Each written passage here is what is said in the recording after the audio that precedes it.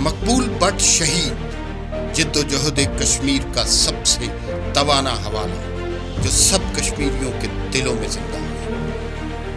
جج کو کہا تھا کہ جج صاحب ابھی وہ رسی نہیں بنی جو مقبول بٹ کو جو ہے نا پھانسی دے سکے۔ جب ان کو والد صاحب نہیں ملے انہوں نے حبیب اللہ بٹ کو غائب کر دیا۔ استبداد جو ہے نا یہ اسی طرح جیسے ہماری فیملی کے ساتھ ہے اسی طرح سارے کشمیریوں کے ساتھ، کشمیری میں اور انڈین آرمی میں اس وقت نفرت جو ہے نا وہ انتہا کی ہوئی۔ انڈین آرمی ان کی لاشوں کو مسخ کرنے کی کوشش کرتی ہے۔ کشمیری ایک ایسی قوم ہے یہ مایوس نہیں ہوتی۔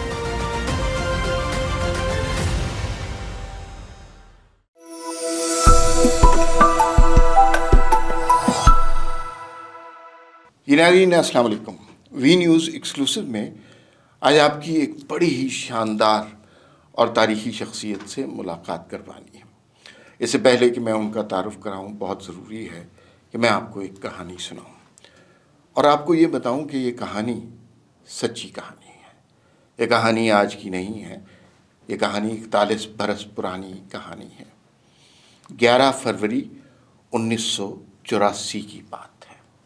دہلی کے تہاڑ جیل میں صبح 4 بجے ایک قیدی کو جگایا گیا اور اس کو بیدار کر کے اس کے وکیل کو بھی نہیں بتایا گیا اور کوئی اس کو قانونی مدد نہیں دی گئی اور اس کو پھانسی کے پھندے پر چڑھا دیا گیا۔ تہاڑ جیل کے ارد گرد بالکل قلعے کا سا سما تھا، حصار میں لیا تھا، سہمی ہوئی تھی بھارتی حکومت، کیونکہ وہ قیدی اتنی شاندار شخصیت کا مالک تھا۔ اس کی ہمت اور حوصلے کی لوگ اس زمانے میں بھی داد دیتے تھے۔ اس کی جرت اور بہادری کا آج بھی لوگ بڑی شان سے ذکر کرتے ہیں۔ ہم تحریک آزادی کشمیر یا کشمیر کی جد و جہد کے حوالے سے ایک بہت بڑے نام کا ذکر کر رہے ہیں جن کی آج برسی بھی ہے اور وہ نام بہت مبارک ہے، مقبول بٹ شہید۔ ان کے حوالے سے جس شخصیت کو ہم نے مدعو کیا وہ کوئی اور نہیں، ان کے اپنے صاحبزادے ہیں جاوید مقبول بٹ صاحب۔ جاوید صاحب آپ کا بے انتہا شکریہ، آپ ہمارے پروگرام میں تشریف لائے، ہمارے لیے بڑی عزت کی بات ہے۔ شکریہ۔ جاوید صاحب یاد ہے آپ کو کچھ 11 فروری 1984 کو کیا عمر تھی آپ کی؟ جی میری عمر اس وقت 22 سال تھی۔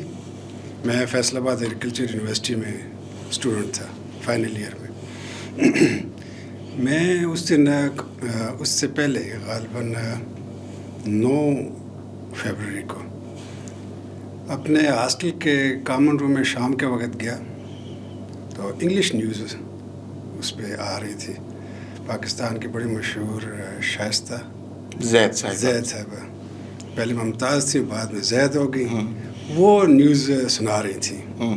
تو میں نیوز سننے بیٹھ گیا کامن روم میں، تو نیوز کے دوران انہوں نے یہ نیوز بریک کی کہ مقبول بٹ کو جو ہے نا انڈین گورنمنٹ نے پھانسی دینے کا فیصلہ کیا اور ان کے بلیک وارنٹ پہ دستخط کیے۔ اور میں فوراً نکلا یہ نیوز سن کے، تو میرے جو دوست تھے، روم میٹ تھے، اس میں ایک بشیر بٹ صاحب تھے میرے روم میٹ، ان کے ساتھ میں نے یہ بات ڈسکس کی اور پھر ہم نے رات 9 بجے کی، مطلب اور بھی ہمارے کشمیری ساتھیوں تک یہ بات پہنچی اور ہم نے ان کے ساتھ ہم نے اکٹھے ہوئے اور رات 9 بجے کی اردو نیوز کا ہم نے انتظار کیا۔ تو میں نے فون کیا، یہاں ڈاکٹر فاروق حیدر صاحب تھے، میرے والد صاحب کے ایک بڑے قریبی ساتھی تھے، کہ جی یہ میں نے سنی ہے۔ تو انہوں نے کہا بالکل ٹھیک ہے، ہم نے بھی سنی ہے، تو آپ اس طرح کریں کہ آپ ادھر آ جائیں، پنڈی آ جائیں۔ تو میں پھر اپنے دوستوں کے ساتھ مشورے کے ساتھ، تو میرے وہ دوست بشیر بٹ جو بعد میں سیکٹری PND آزاد کشمیر سے ریٹائر ہوئے، تو میرے کلاس والے بھی تھے، ہم اکٹھے فیصل آباد سے روانہ ہوا تھا۔ صبح سویرے ہم پنڈی پہنچے۔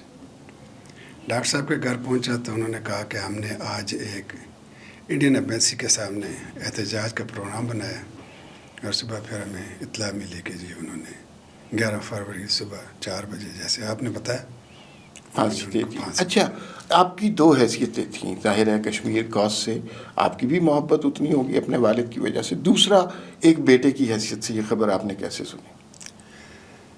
بیٹے کی حیثیت سے تو یقینی طور پر یہ ہمارے لیے ایک خاصی جو ہے نا ایک دکھ یا اس کی بات تھی، لیکن جو ہم نے لائف گزاری ہے والد صاحب کے ساتھ اور ایز اے جو ہے نا سن آف مقبول بٹ، ہم نے وہ جیسے کہتے ہیں نا کہ وہ آپ کو آگ میں سے قدرت گزارتی ہے تو آپ کندن بن جاتے ہیں، ہماری لائف ساری اسی طرح گزری ہے۔ مطلب 66 میں جب وہ پار گئے تو میں اس وقت 3-4 سال کا تھا، وہ وہاں جیل رہے، تو ہم نے یہ لائف ہم تینوں بہن بھائیوں کی والد صاحب کی بس آ رہے ہیں جا رہے ہیں آ رہے ہیں جا رہے ہیں، تو اس طرح کی ان کی جو ہے نا۔ اچھا، جرنلزم کا انہیں شوق تھا، انہوں نے پشاور یونیورسٹی سے اردو ادب میں ماسٹرز کیا جی تھا؟ اردو ایم اے اردو کیا تھا انہوں نے، اور اس وقت احمد فراز اور پروفیسر طه خان، اگر آپ نے نام جی سنا، میں بہت اچھی طرح جی جانتا تو ہوں۔ وہ یہ دیور کلاس فیلوز، اچھا تو یہ کلاس فیلو تھے، اور مطلب اس زمانے کی کچھ نہ کچھ یادداشت جو ہے نا ان لوگوں نے بھی شیئر کی ہیں، احمد فراز صاحب نے بھی کی ہیں، پروفیسر طه خان صاحب نے بھی کی ہیں، وہ تو آخر دم تک جو ہے نا مشرق میں لکھتے رہے۔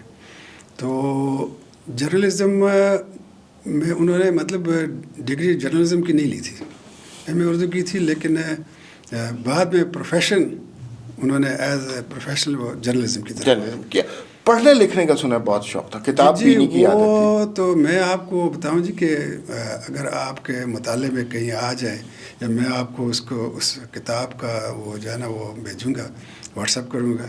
شعور فردہ ایک ہمارے کشمیری ایک محقق ہیں، انہوں نے ان کے جو لیٹرز ہیں جو انہوں نے اپنے ساتھیوں کو مختلف ادوار میں لکھے، وہ ان نے خطوط کو کمپائل کیا اور وہ چھاپے۔ آپ اس بک کو پڑھیں جی، آپ خطوط غالب بھول جائیں گے۔ اچھا جی جی، یعنی اس میں انہوں نے اپنے دوستوں کو، ساتھیوں کو، یعنی بڑے لطیف پیرائے میں مختلف چیزیں ان کے ساتھ، یعنی یہ وہ جس کے ساتھ اٹیچ ہوتے تھے تو ایز اے فیملی ممبر اس کو بھی اپنا فیملی ممبر بنا رہتے تھے، اور خود بھی ان کے ساتھ فیملی ممبر کے طور پہ دوستوں کے ساتھ وہ جو ہے نا وہ ان کی مختلف جو باتیں خطوط میں وہ لکھتے تھے ان کو۔ پھر دین کے حوالے سے، کشمیر کی جو ہے نا جدوجہد کے حوالے سے انہوں نے کہا کہ نہیں، پاکستان کے لوگ کشمیریوں سے محبت کرتے ہیں، اور پاکستان کے لوگ کشمیریوں کی جو بھی جدوجہد ہے اس کے ساتھ ہے۔ البتہ ایک طبقہ ایسا ہے زور آور جو ہے، وہ تھوڑا سا ہمیں وہ کرتا ہے وہ۔ اچھا، باقی تھوڑا سا ہاں، باقی انہوں نے یہ بڑا کلیئر کٹ ان کو پاکستان کے لوگوں سے، پاکستان کی جو ہے نا وہ ان کی محبت، اور اس میں کبھی کوئی شک نہیں رہا۔ بالکل صحیح ہے۔ اچھا، تھوڑا سا یہ بتائیں، آپ کے والد آپ کے ساتھ کیا رویہ تھا؟ آپ کو کہانیاں سناتے تھے، باتیں کرتے تھے، سخت تھے، سختی ان کے مزاج میں تھی، نرم مزاج تھے، کتابیں بتاتے تھے، کچھ وہ بچپن کی کچھ یادیں بتائیے۔ بالکل سختی نہیں تھی ان کے مزاج میں، بالکل سختی نہیں تھی ان کے مزاج میں، وہ بڑے شفیق مزاج کے وہ تھے۔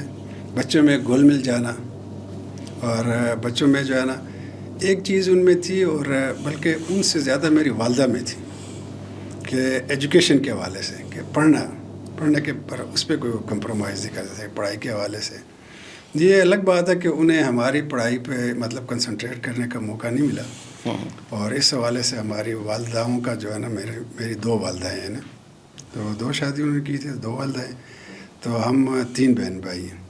تو ہمیں مطلب انہوں نے ہمیں پڑھائی کے حوالے سے بالکل وہ رکھا، اور وہ بڑی ڈٹرمنٹ تھی دونوں ہماری والدہیں کہ بچے جو ہے نا یہ ضرور پڑھیں، انہوں نے پڑھنا ضرور۔ اچھا، ہم زیادہ تر ظاہرہ ذکر کرتے ہیں 11 فروری 1984 کو مقبول مقبول بٹ شہید کو پھانسی ہوئی۔ ان کو پھانسی کی سزا 1968 میں بھی سنائی گئی، جی جی، اور پھر وہ جیل سے فرار ہوئے سرنگ کھود کے، یہ کیا قصہ ہے؟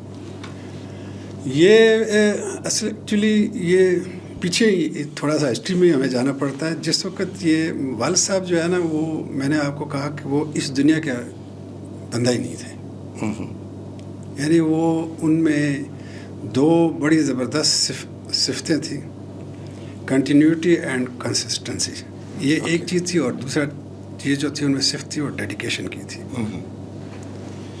اسی طرح جو کالج کا ان کا جو فیز تھا اس میں بھی وہ جو ہے نا اسی طرح اپنے ارد گرد جو ڈوگرا کے مہاراجا کی جو معاشرتی ناہمواری تھی اس کے خلاف اور ان چیزوں کے خلاف اور آزادی کے حوالے سے وہ بالکل اسٹریٹ وہ تھے، فارورڈ تھے. اور ان کے ایک دوست تھے جی مفتی صاحب، وہ بھی ایک جرنلسٹ تھے، مظفر آباد سے وہ ہفت روزہ قائد نکالا کرتے تھے. تو وہ ان سے ایک جونیئر وہ تھے. ان خطوط میں ان کے بھی خطوط ہیں اس کتاب میں. اور آپ پڑھے نا تو وہ بڑا مطلب وہ لطیف سے انداز میں ان کے ساتھ وہ، چونکہ وہ تو اسکول کالج کے دوست تھے، تو اسکول کالج کے دوستوں کے ساتھ اب بھی ہم اس ایج میں بھی کوئی لیٹر لکھتے ہیں یا ان کے ساتھ وہ ٹاک کرتے ہیں تو ٹیلی فونیکلی بھی تو بڑے ایک دوسرے کو کھلے ڈلے انداز میں. تو اس طرح کے تو وہ انہوں نے بتایا تھا کہ وہ کالج کے زمانے میں بھی شب بیداری کرنا، اپنے ساتھیوں کو انوالو کرنا کہ ہم نے آزادی کے لیے لڑنا ہے اور ہم نوجوانوں کا یہ ذمہ داری ہے اور ہم نے اور لوگوں کو تیار کرنا ہے. تو یہ نہیں جی، میں یہ آپ کو یہ بات کر رہی ہوں 57 کی بات کر رہا ہوں، یعنی کالج کے زمانے میں. ٹھیک. تو جب یہ ان کا یہ وہ تھا کافی حد تک، تو ان کے پرنسپل نے ایک بات کہی تھی کہ یہ آدمی یا تو کوئی بڑا وہ بنے گا یا پھر یہ پھانسی پہ لٹکے گا. یہ ان کے کالج کے پرنسپل کے یہ کوٹڈ ورڈز ہیں یہ. تو بہرحال کالج کے وہ اسی دوران ان کو گورنمنٹ کو پتہ چلا تھا، گورنمنٹ نے ان کو گرفتار کرنے کی کوشش کی. تو میرے جو دادا تھے عبدالقادر بٹ، انہوں نے اپنے چھوٹے بھائی کو کہا کہ یہ نوجوان جو ہے نا یہ ہماری فیملی کا ایک واحد پڑھا لکھا ہے جو کالج تک گیا ہے، گاؤں سے اس کا تعلق ہے، تو اس کو آپ لے کے جائیں، یہ اس سے گرفتار ہونا ہے اور اس کو انہوں نے مار دینا ہے. آپ اس کو لے کے جائیں، آپ بارڈر کراس کریں، اس کو آزاد کشمیر لے جائیں. تو پھر وہ وہاں سے آزاد کشمیر آئے. کچھ سیاسی اکابرین سے ان کی وہاں پہ ملاقاتیں ہوئیں، تو ان سے بھی ان کو تھوڑی مایوسی ہوئی.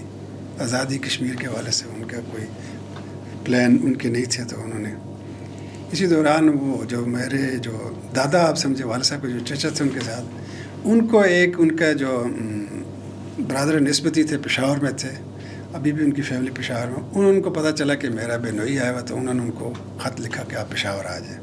تو بس یہ چانس بنا ان کا پشاور جانے کا. پھر انہوں نے وہاں پہ یونیورسٹی میں، پشاور یونیورسٹی میں ایڈمیشن لیا، ماسٹرز کیا. اور اس کے ساتھ پھر جب وہ آئے اسی طرح جرنلزم میں آئے، وہ ایز اے سب ایڈیٹر جو ہے نا انجام اخبار ہوتا تھا مشرق سے پہلے، اس میں جاب شروع کی. پھر آنورڈ جو ہے نا پھر اپنے اسی سیاسی اس میں وہ ہوئے. تو پھر جو ہے نا یہ اسی سلسلے میں وہ جو ان کے ساتھی تھے وہاں پہ، تو انہوں نے کہا کہ مجھے جانا چاہیے اور اپنے ساتھیوں کو دوبارہ ری آرگنائز کر کے ہمیں اپنا سلسلہ اس کو چلانا چاہیے. پھر یہاں پہ بھی ان کو کافی دوست بھی ملے جو ان کے اس نظریے یا اس سوچ کے تھے. اس میں میجر امان اللہ خان گلگتی ایک تھے، امان اللہ خان جو JKLF کے وہ بھی تھے، اور بھی کراچی کے کچھ ہمارے جو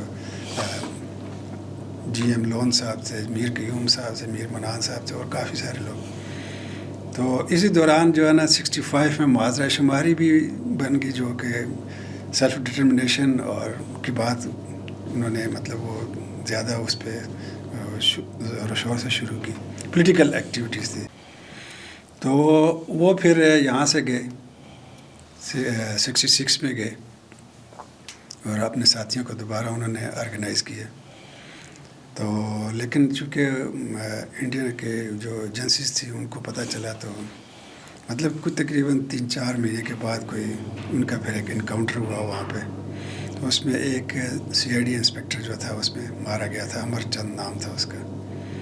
تو پھر گرفتار ہوئے یہ، تو پھر مطلب مقدمہ چلا. تو امر چند کے جو ہے نا وہ قتل کا جو ہے نا ان پہ وہ انہوں نے ڈالا. تو وہ پھر اس میں انہوں نے سزائے موت دی. تو انہوں نے جج کو کہا تھا کہ جج صاحب ابھی وہ رسی نہیں بنی جو مقبول بٹ کو جو ہے نا پھانسی دے سکے. پھر جیل جب گئے سری نگر جیل میں، تو پھر انہوں نے یہ فرار کا سرنگ کھودی ہو.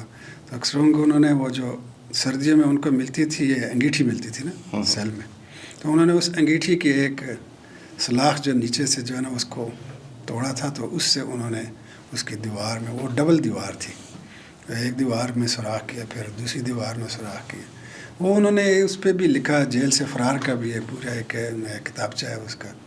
اور پھر اس کے بعد میرے خیال 2 ہفتے پیدل چل کے وہ جی پہنچے تھے. بالکل بالکل. ان کو مطلب کراس کرنے میں ٹائم لگا، کیونکہ وہ چھپ چھپ کر مطلب وہ پھر کسی کو مل تو سکتے نہیں تھے، کیونکہ خوف کی بھی وہاں تھی، وہ ایک فضا بھی تھی تو جو ابھی تک ہے. اچھا، کتنی دلیری کی بات ہے. ایک جیل سے فرار ہوئے، غلط پھانسی کا مقدمہ قائم ہوا، 2 ہفتے پیدل چلے اور پھر پاکستان آئے، اور کچھ عرصے کے بعد اپنی اسٹرگل کے لیے، جد و جہد کشمیر کے لیے دوبارہ پھر وہاں چلے گئے. یہ 76 میں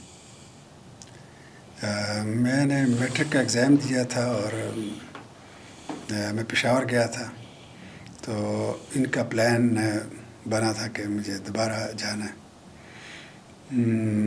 تو ان کا پلان جب بنا دوبارہ جانے کا، تو اب گھر میں تو انہوں نے نہیں کسی کو بتایا، لیکن انہوں نے اپنے دوست ڈاکٹر فاروق حیدر صاحب کو، جو پنڈی میں وہ کرتے تھے، پریکٹس کرتے تھے اور بڑے کلوز تھے ان کو بتایا کہ میری گھر والی کو پتہ چل گیا کہ میں باہر جا رہا ہوں. ڈاکٹر صاحب بڑے حیران ہوئے کہ ان کو کیسے پتہ چلا. تو وہ کہنے لگے کہ میں نے اپنی مسز کو کہا کہ میں نے آزاد کشمیر کے دورے پہ جانا ہے، تو مجھے آپ میرا فلاں گلوز، یہ دستانے جو ہے نا، یہ مجھے پیک کر دیں، وہ دے دینا سفر کے لیے جو ہے نا. تو کہتے ہیں کہ میری بیگم نے کہا کہ جی وہ ہمارے گھر میں ایک بڑی وہ جستی پیٹی ہوتی تھی جس میں ہم سردی میں رضائیاں وغیرہ، تو اس میں وہ بھی اس میں میری والدہ نے سنبھال کے رکھے ہوئے. انہوں نے جب وہ نکالے اس میں سے، اپنی پیٹی میں سے، تو انہوں نے کہا، کشمیری میں وہ بات کرتے تھے کہ مقبول پھر کشمیر جا رہے ہو. تو کہتا ہے میں بڑا حیران ہوا کہ اس کی سکس سینس نے کیسے اس کو بتا دیا کہ میں کشمیر جا رہا ہوں. اس نے کہا نہیں، ایسی تو کوئی بات نہیں، میں آزاد کشمیر جا رہا ہوں، وہ تھوڑا سا برفانی ایریا ہے وہ. تو یہ فیبرری کی میں آپ کو بات کر رہا ہوں، فیبرری کے اینڈ کی بات کر رہا ہوں. تو میری والدہ نے کہا نہیں، جب تم آئے تھے تو تم نے یہ دستانے پہنے تھے، جب کشمیر سے جب تم آئے اور وہ تم نے مجھے دیے تو میں نے یہ سنبھال کے رکھے. اب مجھے لگتا ہے تم پھر باہر جا رہے ہیں. اچھا، یہ ان کی والدہ کو اندیشہ ہوا. ہاں، میری والدہ کو یہ وہ تھا. اچھا، تھوڑا سا بتائیے، مقبول بٹ صاحب شہید کے نظریات جو کشمیر کے متعلق تھے، ان سے تو ہم بہت اچھی طرح واقف ہیں، ان کا ذکر بھی آئے گا. پاکستان کے متعلق، پاکستانیوں کے متعلق کیا سوچتے تھے؟ ان کے جو وہ خطوط کی جو بک ہے شعور فردہ، اس میں جو انہوں نے جے میر صاحب کی بیٹی عذرا میر کو جو خط لکھا ہے، اس میں انہوں نے پاکستان کے ساتھ، پاکستانی لوگوں کی جو کشمیر کے ساتھ جو محبت ہے اس کا اظہار کیا ہے. اس کے علاوہ ان کی ایک سپیچ ہے، انفارچونیٹلی ان کی شہادت کے بعد جو ان کے فالورز جو ہیں، جتنی بھی آرگنائزیشنز ہیں یا فالورز جتنے بھی ہیں، انہوں نے شہید کی جو سپیچز ہیں، ان کے انٹرویوز ہیں، ان کو ڈاکومنٹ نہیں کیا. میری ابھی 9 تاریخ کو بھی ایک ویبنار میں جو ہے نا، یہی ایک آرگنائزیشن نے کیا تھا، تو میں نے ان سے یہی گلا کیا کہ آپ لوگوں کو چاہیے تھا کہ ان کی جو سپیچز ہیں اور جو ان کے انٹرویوز ہیں، جو انہوں نے باتیں کہی ہیں، آپ اس کو ڈاکومنٹ کرتے اور ایک ایسٹ کے طور پہ وہ ہمارے پاس ہوتے، تاکہ ہم اپنے نوجوانوں کو بتاتے کہ what he wanted to be as a Kashmiri جو ہے نا، تو کیا ہمارا رول ہونا چاہیے، کیا ہمارا لائے عمل ہونا چاہیے. تو پاکستان کے حوالے سے تو یہی میں اس خط میں انہوں نے باقاعدہ اس میں مینشن کیا ہے کہ پاکستان کے لوگ کشمیر کے ساتھ مخلص بھی ہیں اور کشمیری کے ساتھ اور ان کے کاز کے ساتھ وہ محبت کرتے ہیں.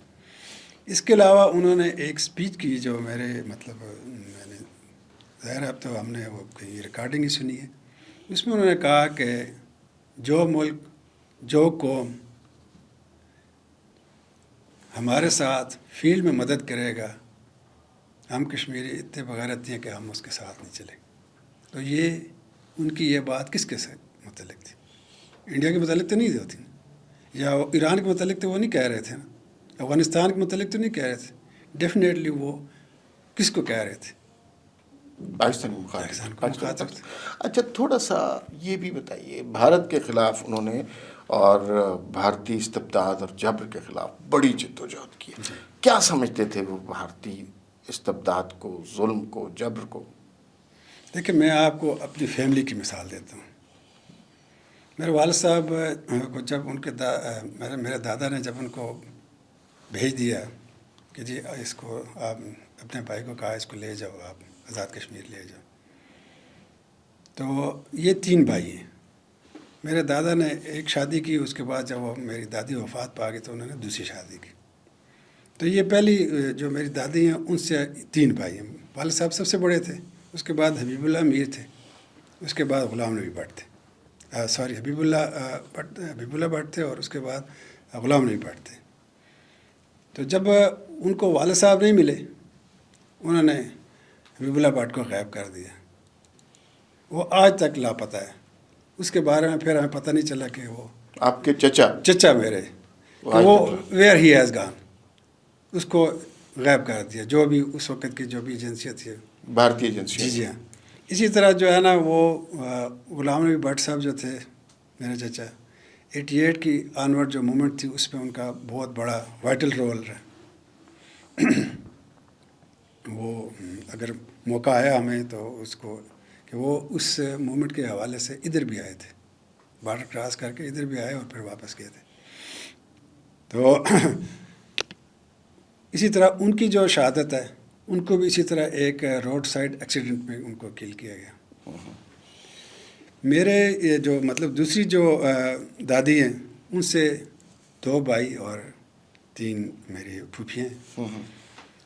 اس میں منظور احمد بٹ تھے جو یہاں آئے 88 کی، اس میں ٹریننگ ہوئی ان کی، اور مطلب جو یہاں سے پھر جب وہ واپس گئے تو انڈین آرمی کے ساتھ شہادت ان کی ہوئی. اس سے چھوٹے جو ظہور تھے وہ بھی اسی طرح، جیسے 88 میں بہت سارے لوگ مجاہد آئے یہاں پر اور یہاں سے پھر واپس گئے. تو وہ یہاں سیٹل ہو گئے تھے. جیسے ابھی بھی کافی جو ہے نا یہاں پہ باہر سے آنے والے جو نوجوان تھے سیٹل ہو گئے، وہ بھی یہاں سیٹل ہو گئے تھے. لیکن ہم نے انہیں کہا نہیں، آپ کا رول وہاں پہ ہے. وہ وہاں گئے، فیملی بھی انہوں نے شفٹ کی اور گرفتاریاں دیتے رہے. راجستھان کی جیل میں انہوں نے ان کو تقریباً 1-1.5 سال سے انہوں نے رکھا ہوا تھا. یہ اتنا ڈسٹینس ہے کہ یعنی گھر والوں کے لیے کو وہاں جانے کے لیے بھی جو ہے بڑی مشکل ہوتی ہے. ٹھیک ہے، آپ کی فیملی نے بے انتہا جی ہاں، قربانیاں تو دی مطلب ہیں. یہ استبداد جو ہے نا، یہ اسی طرح جیسے ہماری فیملی کے ساتھ ہے، اسی طرح سارے کشمیریوں کے ساتھ. مقبول بٹ صاحب اس استبداد کا کس طرح مقابلہ کرنا چاہیے؟ کیا سوچتے تھے اس کی؟ میں یہی کہتا ہوں نا کہ وہ ان کی سوچ یہی تھی کہ ہم سب کو کشمیریوں کو آپس میں ایک دوسرے کا ہاتھ باندھ کے اکٹھا ہو کے یونیفائڈ ہو کے جو ہے نا ہمیں اپنی ایک اسٹرگل کرنی چاہیے. ہمیں اس چیز میں نہیں جانا چاہیے کہ ہم کس کے ساتھ جائیں گے، اس کے ساتھ جائیں گے، اس کے ساتھ جائیں گے. پہلے ہماری پہلا جو وہ ہونا چاہیے وہ آزادی ہونا چاہیے. جب ہم آزادی حاصل کر لیں گے پھر ہمارے پاس چوائس ہے. کشمیری عوام کے پاس چوائس ہے، وہ اپنے مستقبل کا کیا فیصلہ کرتے ہیں. ٹھیک ہے. اچھا سر، مجھے یہ بتائیے کہ بھارتی استبداد کشمیر میں بڑھتا جاتا ہے. آپ نے بتایا کہ 2019 میں جو واقعہ ہوا، اس کے بعد جو آرٹیکل انووک کیا گیا، اس حوالے سے کشمیری کیا سوچتے ہیں؟ اس حوالے سے کشمیری جو ہے نا وہ، اب دیکھیں کشمیر اب اس وقت ہے 5 اس میں ڈیوائڈ ہے. آزاد کشمیر کی اپنی ایک جغرافیائی ایک حیثیت ہے. گلگت بلتستان ہے، وہ بھی کشمیر کا پارٹ، اور اس کو وہ سپریٹ ہے. اسی طرح ہمارا جو کچھ ایریا ہے وہ جو ہے نا وہ چین کے پاس ہے. لداخ اور یہ ایریا تبت کا جو ایریا ہے یہ ایک الگ پورشن ہے، اور ہماری جو ویلی جو ہے وہ ایک الگ وہ ہے. ان سب کی جغرافیائی جو ہے نا وہ ایڈمنسٹریٹر جو ہے نا وہ الگ الگ ہیں. اور آبادی کا زیادہ جو ہے نا سب سے زیادہ بڑی آبادی جو ہے نا ہمارے ویلی میں کشمیریوں کی. یہ جب جس وقت یہ واقعہ ہوا تو کشمیری جو ہے نا بہت سارے معاملات میں سیاسی حوالے سے، ڈپلومیسی کے حوالے سے وہ پاکستان کی طرف دیکھتے ہیں.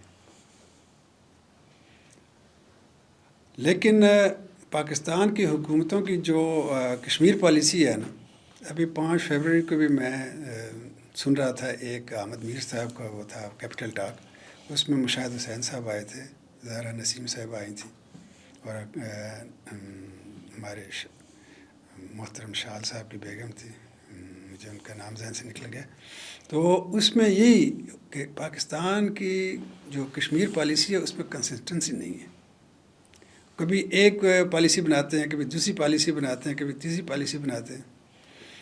مثلاً آپ نے مشرف صاحب کے زمانے میں ایک چینج دیکھا، پالیسی چینج دیکھا، اس میں کشمیر کے حوالے سے بھی تھا. اسی طرح اس سے پہلے بھی جو ہے نا مختلف پالیسیاں آئی. بالکل صحیح ہے. ایک آپ نے واقعہ سنایا تھا اپنی کزن کا کہ جب یہ آرٹیکل انووک جی ہوا تو آپ کی کزن نے آپ کو ایک میسج کی. اس نے مجھے غالباً 4 یا 5 اگست کی مقبوضہ کشمیر سے مقبوضہ کشمیر سے اس نے مجھے وائس میسج کیا ہے کہ بھائی جان میں دیکھ رہی ہوں کہ انڈین آرمی جو ہے نا وہ آ رہی ہے کشمیر میں، اور وہ سٹیز کے اندر سے واک کرتی ہوئی، جیسے وہ فلیگ مارچ ہوتا ہے پولیس کا یا فوج کا یا اس طرح سے کسی علاقے میں، تو اس طرح سے وہ شہر کے اندر سے جو ہے نا گزرتے ہوئے جا رہے ہیں. تو تعداد بھی ان کی بڑھتی جا رہی ہے، اور یہ اس طرح سے جو ہے نا لوگوں کو جو ہے نا کہ کچھ، مجھے اس نے اپنے خدشے کا اظہار کیا کہ مجھے لگتا ہے کہ کوئی انڈیا کچھ کرنے والا ہے. اور میں نے اس کو میسج کیا کہ اللہ خیر کرے گا، لازمی بات ہے کچھ نہ کچھ تبدیلی لانے ہوگی، اس نے کوئی اس طرح کا. تو آپ لوگ اپنے آپ کو منظم رکھیں، اور مطلب یہ ہے کہ فیملی کو آپ انٹیکٹ رکھیں اپنے. لیکن وہ میرا میسج ان تک نہیں پہنچا کیونکہ وہ انہوں نے انٹرنیٹ سروس ختم کر دی تھی. جی. ساتھ ہی یہ جو انہوں نے یہ انووک کیے انہوں نے کشمیر کی حیثیت کے حوالے سے، اور اس کے، اور ساتھ ہی انہوں نے انٹرنیٹ سسٹم ختم کر دیا. بالکل ٹیلی فون لائنز اور لینڈ لائن بھی ختم ہو گیا، وہ بھی ختم ہو گیا. وہ پھر کسی مطلب جو لوگ جاتے تھے تو وہ باقاعدہ پولیس اسٹیشن جاتے تھے کہ جی ہم نے رابطہ کرنا، کیونکہ بہت سارے لوگوں کے بچے کسی کے باہر ایجوکیشن کے لیے گئے ہوئے، کسی کے جاب کے لیے گئے ہوئے، تو وہ پھر وہاں جاتے تھے تو پھر وہاں ان کو اجازت ملتی تھی. انسانی حقوق کی اتنی پامالی پر وہاں پہ کشمیری مقبوضہ کشمیر میں جو عوام ہے وہ مایوس تو ہوں. نہیں، کشمیری ایک ایسی قوم ہے، یہ مایوس نہیں ہوتی ہے. یہ ہمیشہ جو ہے نا وہ ٹنل کے جو ہے نا موڑ کے باوجود، ٹنل میں موڑ کے باوجود ان کو یہ یقین ہوتا ہے کہ اس کے سرے پہ روشنی ضرور ہے. اور یہ آج سے نہیں ہے، جب سے مطلب کشمیر برصغیر بننے سے پہلے دنیا کے نقشے پہ ایک آزاد اور خود مختار ملک کی حیثیت سے، اس کی 5000 سالہ پرانی تاریخ ہے. اور اس میں بہت سارے ہندو بادشاہ اور مسلمان بادشاہ اس پہ گزرے. اکبر اعظم کے نے جو ہے نا، جو اکبر اعظم کے نام سے مشہور ہے، جس نے پورے اس ہندوستان پہ یعنی اپنے مغلیہ سلطنت کے وہ پورا اس کو کیا کیپچر، اس کے دور میں کشمیر پر جو ہے نا اس نے دو نہیں بلکہ 3-4 فوج کشی کی. 2-3 میں اس کو شکست ہوئی تو ایک میں اس نے قبضہ کیا تھا. سنس دین اس کے بعد مغلوں کا دور چلا، اس کے بعد افغانوں کا دور چلا، اس کے بعد سکھوں کا دور چلا، اس کے بعد یہ ڈوگرا جو ہے نا اس کے اور چلا، انڈیا کا پھر آ گیا. کشمیریوں نے کبھی بھی ظالم کے خلاف جو ہے نا وہ اپنی اسٹرگل نہیں چھوڑی. اب بھی وہاں پہ یہی سچویشن، اب بھی ہے وہاں پہ کشمیری بھارت کے خلاف لوگ بالکل وہ، یعنی آپ یہ تصور ہی نہ کریں کہ جو ہے نا وہ کشمیری جو ہے نا وہ بھارت کے متعلق کچھ سوچتا ہے. یہ ایک پکا میں یقین کے ساتھ کہہ سکتا ہوں، مطلب کلمہ پڑھنے کے بعد جو ہے بحیثیت مسلمان کے ہمارا جو یقین اور ایمان کا حصہ ہے. اس کے بعد دوسری بات جو میں سمجھتا ہوں کہ کشمیریوں کو بھارت کے ساتھ کوئی محبت نہیں. ٹھیک، وہ ان کو سمجھتے ہیں کہ یہ ہمارے دشمن ہیں. انہوں نے جو سلسلے وہاں پہ ہوئے، دیکھیں ابھی 88 والی جو تحریک تھی اس میں 1 لاکھ شہید ہیں. اس میں بیوائیں بھی کتنی ہیں، ہاف ویڈوز کتنی ہیں، مسنگ پرسن. اچھا اب جو یہ 2019 والا واقعہ ہوا اس کے بعد کیا کیا مظالم ہوئے؟ کیونکہ وہ تو ایک شیلٹر کر دیا گیا نا، قلعے کی طرح محصور کر دیا گیا، وہاں نہ کوئی آ سکتا ہے، نہ کمیونیکیشن ختم ہو گئی، انسانی حقوق پامال. کیا مظالم کیے ہیں انہوں نے؟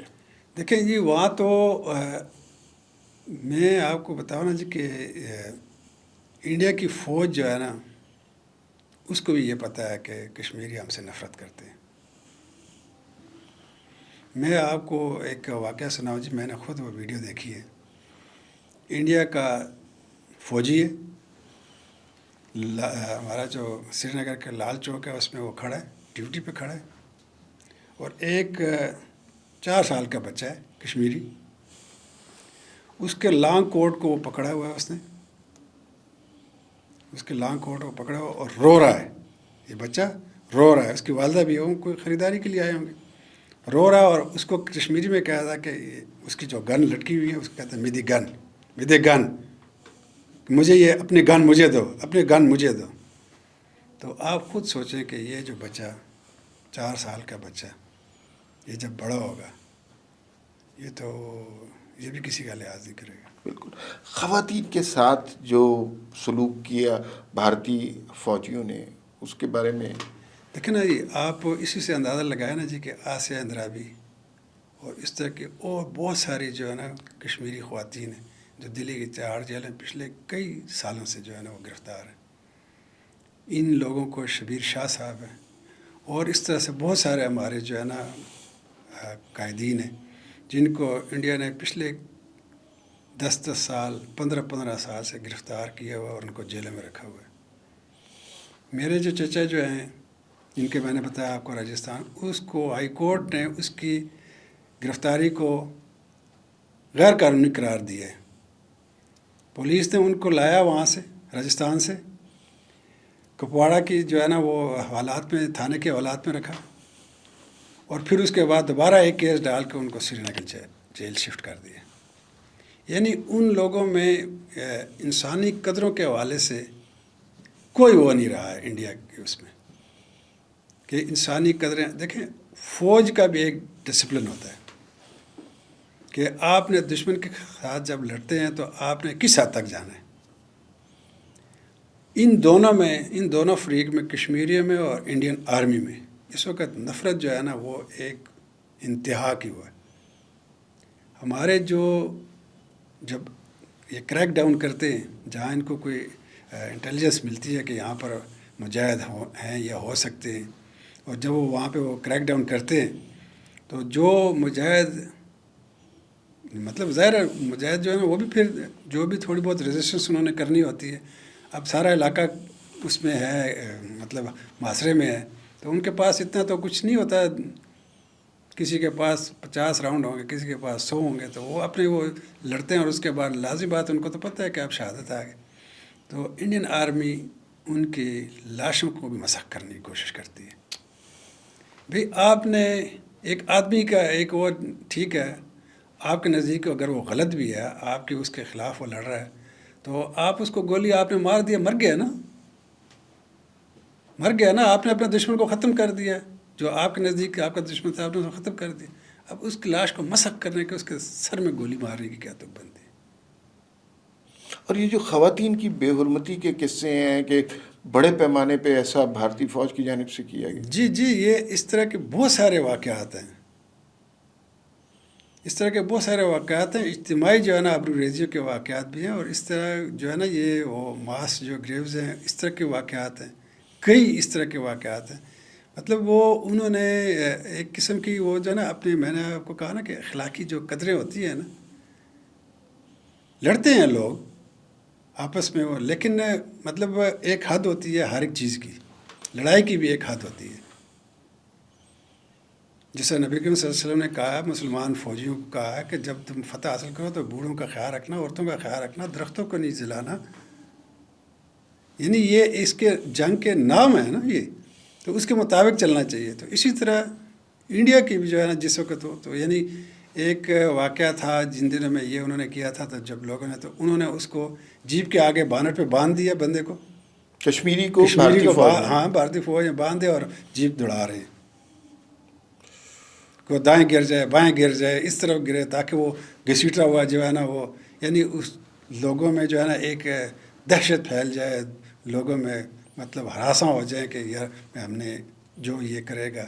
اسی طرح پیلٹ گنز کے ساتھ جو واقعات آپ نے دیکھے کشمیر جو ہے بینائی لوگوں کی جو ہوگی، اس کے ساتھ جو ہے نا وہ جلد. اچھا، اس دہشت سے اور خوف کی فضا سے کیا کشمیری خوف زدہ ہو گئے اور انہوں نے اسٹرگل چھوڑ دی؟ کشمیری، میں نے آپ کو کہا نا جی، کشمیری کبھی بھی یہ نہیں چھوڑے گا. کشمیری کو اپنا دشمن اور اپنا دوست دونوں کی اس کو سمجھ ہے، اور وہ دونوں کے ساتھ، جیسے میں نے آپ کو شہید مقبول بٹ کی جو ہے نا تقریر کا حوالہ دیا، انہوں نے کہا کہ ہم جو قوم، جو ملک ہمارے ساتھ فیلڈ میں ہمارا ساتھ دے گا، ہم کشمیری اتنے بغیرت ہیں کہ ہم اس کا ساتھ نہیں دیں گے. تو کشمیری ایسا ہی ہے.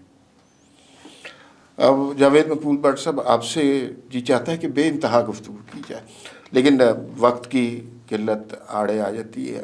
جو میں آپ کی گفتگو سے سمجھ سکتا ہوں، اور مقبول بٹ شہید صاحب کے حوالے سے جو ہم نے گفتگو کی ہے، کہ وہ کشمیر کی جد و جہد میں بڑے سرگرم تھے، پاکستان سے بے انتہا محبت کرتے تھے، انڈین آرمی استبداد جبر سے بے انتہا نفرت کرتے تھے. اور مقبول بٹ کو 1984 میں پھانسی ہو گئی، لیکن مقبول بٹ اس کے بعد بے تحاشا شکلوں میں زندہ ہے. ایک نہیں، ہزاروں مقبول بٹ پیدا ہوئے، اور بھارتی استبداد سے لوگ خوف زدہ نہیں ہوئے، اور وہ آج بھی جرأت اور ہمت اور بہادری کی نشانی مقبول بٹ کو سمجھتے ہیں، اور اسی روشنی کی ضوء میں آگے چلنا چاہتے ہیں. آپ کی تشریف آوری کا بے انتہا شکریہ.